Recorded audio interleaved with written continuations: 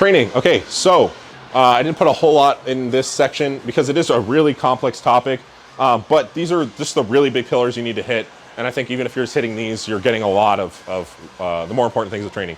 So adequate volumes for muscle growth specifically, 5 to 20 sets. This exists on a spectrum, and then there's a lot of inter-individual difference for each individual and for each muscle group. So you need to be able to determine what amount of volume you need for each muscle. This is referred to MEV and MRV. These are terms that are coined by Dr. Mike Israetel from Renaissance Periodization. After looking over the data on volume, they found that there is a minimum amount of volume you need to stimulate muscle growth, which is referred to as the minimum effective volume. This is essentially when you go into the gym on your first week of a training cycle, you go in, you get a good pump, you have a little bit of disruption, you can feel the muscle working, you get a good mind-muscle connection, get a good burn, get a good amount of tension in the muscle. That's usually more than enough. What you do from there is you add volume in order to upkeep those proxies, in order to still get a good pump, in order to still get a good amount of disruption, still get a good mind-muscle connection.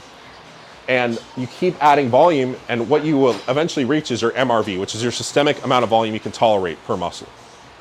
What you'll notice once you hit your MRV is you notice performance degradations, which is defined as a decline in performance in at least 2 sessions. So you're tracking your lifts, which is something I always recommend you do. You're trying to progress, but you notice that performance is starting to stall or fall. That's usually MRV. Now, that can be weighed out against, what was I going to say? You want to track, I didn't put that in here, but as far as tracking, oh yeah, well I did. But tracking, you really want to be making progressions week to week. So you have your sets, which are progressed from MEV to MRV. You have either load or rep progressions. So there was just a large study done by Brad Schoenfeld and colleagues, and basically showed if you progressed load or reps, didn't matter, both seem to contribute to muscle growth. So you can pick either one. I usually say if the load is a large relative jump, like for example, you're doing a lot of reps, it might not be smart to add load, it might be smart to add reps. If you are doing a, say, squat in a lower rep range, you might want to bias adding load. Because if you think about it, another rep with that weight is such a larger stimulus. This is such a larger amount of volume as opposed to just adding 5 pounds onto that, and vice versa. So you can progress either load or reps each week until you're hitting a lower RAR, but your training needs to be within 5 to 0 RAR. RAR is referred to repetitions in reserve. It's how many reps you are away from muscular failure with good form. We need to be at least at 5 to be able to trigger muscle growth, right? So we need to be training, usually I start around 4 or 3 and I progress to 0. So by adding load and reps, I lower my RAR week to week. Eventually I'm hitting 0. And that usually coincides with me hitting MRV as well. We want to be training on average between 5 and 30 reps. This is 35 to 80% of 1 RM. Going outside of this range, too low, probably building more strength, probably some muscle growth, but not a whole lot. Too high, it doesn't contribute a whole lot of muscle growth, contributes more fatigue. And it's specifically important that you train closer to failure in higher rep ranges. 15 to 20 and above, you want to be really close to failure.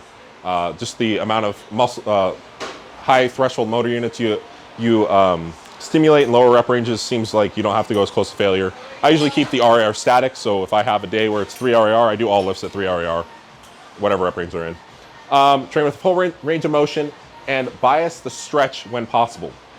So really the full range of motion thing, injury prevention, but also there's a lot of data starting to accumulate on stretch-mediated hypertrophy, meaning when a muscle is stretched, it tends to grow more. So I say full range of motion helps you standardize the technique. You know what 1 rep looks like, and if you're adding load week to week, you're not compensating by decreasing the range of motion to be able to do more load, more reps. And then trying to bias the stretch when you can. And then good technique, as always, to prevent injury and standardize the range of motion, especially once you get towards those lower RARs, people start to see their technique slip. That's when you really want to be conscious of that. Really, really keep the technique tight. And always, as always, track. You can literally just do a spreadsheet with your exercise, the amount of sets you did, the load, and your RAR. And then next week you look at it, hey, I'm going to do 1 more rep, I'm going to do 5 more pounds. And then you can go into the session and really determine how many sets you need to get that good pump. Go to the next one. This is just a quick breakdown of all the things that are important. Frequency, it seems like more than 2 times a week is important for muscle growth because we have usually the muscles recovered before a full week, so it might be better to train a muscle twice at least at the minimum. 10 to 20 or 5 to 20 sets on average. Effort close to failure, 5 to 0 RIR. Load, like I mentioned, higher threshold motor units. I don't know, not too much to worry about there. Exercise selection, you can select a variety of multi-joint and single joint movements. You want a variety of both. You want just do compound lifts. You don't want to just do isolation lifts. Exercise order, muscles that you want to train, develop more, you put them earlier in the workout. This definitely makes a lot of sense, but not a lot of people do it. They're like, oh, I want to bring them rear delts, and then they do rear delt flies at the end of their workout. Put them at the beginning. Tempo, longer than 9 seconds, 10 seconds is not really beneficial. Usually I recommend explosive tempo on the way up, controlled amortization, which is the transition between phases. You don't want this to happen too abruptly, right? You want to be able to come down and then you can explode up. 1 to 2 seconds concentric, 3, maybe 5 seconds eccentric, and controlled amortization phase, because that transition is where a lot of injuries occur. Amortization phase at the top, say like a bench press, and at the bottom, this is where a lot of those injuries occur. So you drop the weight too quickly, or you come up too quick without any control in between the 2 phases, you can potentially get an injury. Rest periods, 2 to 3 minutes. Basically, you want to make sure that the target muscle is recovered enough to do 5 reps. Surrounding muscles are recovered enough to do to support the muscle and not be a limiting factor. You want to make sure that you have caught your breath, and you want to make sure psychologically you can push hard again. Rest periods are did. Training split. Probably don't need to cover that too much. Really, split you want to be determined on the muscles you want to develop and not based off of like a bro split, really. Higher frequency, push-pull legs is a great place to start, and going from there. And then periodization we already talked about. You go on to the next one. All right, recovery. Most recovery modalities are snake oil. Massage, the benefits of massage seem to be relaxation and compassionate touch. Not really much else outside of that. I actually think there is a benefit of massage for if you do have a limited range of motion, sometimes getting a good massage therapist to help with that, but then also repeating the movement that you seem to be limited in tends to kind of retrain the nervous system. So that would be one application for that. Cryotherapy and ice baths blunt the inflammatory response from training, which blunts muscle growth. So they may be useful for athletes. Say you need to compete in multiple sporting events and you need to be recovered in a certain amount of time. Power lifters, you have a meet and you need to be recovered in time, then that's totally great. But in normal training, we want to try to avoid that if not necessary, because it can actually blunt our adaptive response from training. And then best things you really can do for recovery are get enough sleep, 7 to 9 hours. Sleep extension, basically extending this current amount of sleep you're doing, may help. Limit your stress, practice mindfulness, get adequate nutrition, and alleviate training fatigue when appropriate. So deloading when you reach that MRV, when you see performance starting to decline, you're noticing signs of overreaching joint connective tissue pain as well. All right. So sleep, sorry guys, I'm trying to go as fast as I can. Should be able to do some Q&A after this though. Sleep is necessary for health and muscle growth.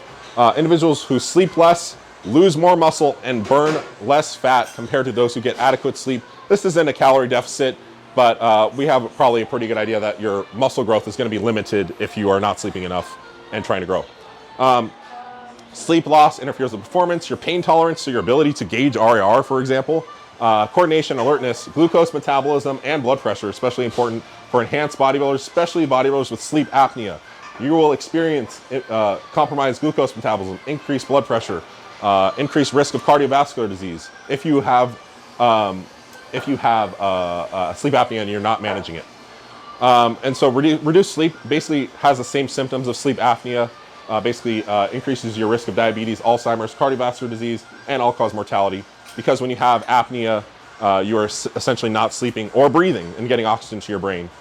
So reduced sleep, definitely not great. Sleep apnea, even worse. All right. Oh yeah, I did mention sleep apnea here. So here's me with my CPAP on.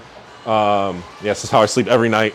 It's actually not that bad once you get used to it, but it's the cost I pay for being heavy, unfortunately. Expose yourself to light when you can as far as sleep hygiene. So if you can't get outside, there's Lux Light you can get on Amazon, like 20, 30 bucks. Sit in front of it for like 30 minutes in the morning. Basically just tells your body, hey, I'm awake. This is what time I wake up. Normalizing your circadian rhythm, your natural clock. Go to sleep and wake up at similar times every day. Try to have a normal routine. Sleep 7 to 9 hours a night. Extended time in bed may improve recovery and performance. Sleep in a cool and dark room with blackout shades. Keep the room dark so that when the light from the sun comes in and you are not sleeping on that cycle, if you aren't, then you want to be able to control the environment and wake up when you need to. Blue light glasses might help. Night mode on the iPhone actually does, and probably Android as well, does actually block some of the blue light. But if you have a lot of lights in your house, you might want to dim them. You can also keep lights lower in the environment. It's really weird how this works, but if your lights are higher in the environment, I think it mimics sunlight and your brain says stay awake. But if they're lower, it doesn't seem to have the same effect. So if you have like a lower light and a light setting, it might not affect sleep as much. And then if you snore or wake up tired, try the Stop Bang questionnaire. You can get a sleep study as well, but get a CPAP because it will also improve your ability to grow muscle if you do, and it does have a lot of negative health effects. Okay, 2-day training, very limited population here, but if you have the schedule allowance and you're an advanced trainee, you can distribute some of your volume amongst 2 sessions, because what happens is, say you're training biceps after you just did a heavy back workout, a lot of time you might be limited in the amount of effort you can even put into your biceps after a long workout. So if you have the ability to, you can just distribute the volume amongst 2 sessions. This does not mean do a ton of volume. This means take your volume and basically essentially split it in half. It may allow you to do a little bit more volume, but it's not going to be substantial, maybe 1 to 2 sets. Like I mentioned, due to systemic fatigue, local fatigue, the psychological burden of doing a long workout, this may be beneficial, and it may allow you to train with a higher training frequency and bring up some lagging body parts. Go to the next one.